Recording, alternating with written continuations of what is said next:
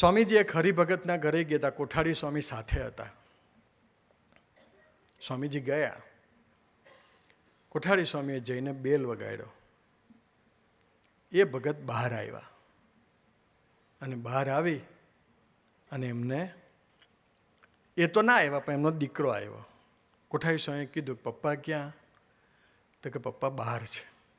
એટલે કોઠારી સ્વામી એક વાક્ય બોલ્યા કે સ્વામીજી આગળ તો સાચું બોલો, એક જગ્યા તો એવી રાખો કે જ્યાં સાચું બોલવું જોઈએ. એટલે એને કીધું કે સ્વામીજી પપ્પા અંદર છે. પછી અંદરથી બોલાવી લાવ્યા. જેવા અંદરથી બોલાવી લાવ્યા ને એવા એ બહાર આવ્યા ને બહાર આવીને સ્વામીજીને કીધું, ગેટ આઉટ, જતા રહો અહીંથી, અમારા પગથિયે ઉતરી જાઓ કે. અને પછી સ્વામીજી પેલા એક વાક્ય બોલ્યા કે મારે તમારી જરૂર નથી. એને સ્વામીજીને કીધું, મારે તમારી જરૂર નથી. અને ત્યારે બે હાથ જોડીને સ્વામીજી બોલ્યા, તમારે ભલે મારી જરૂર નથી પણ મારે તમારી જરૂર છે.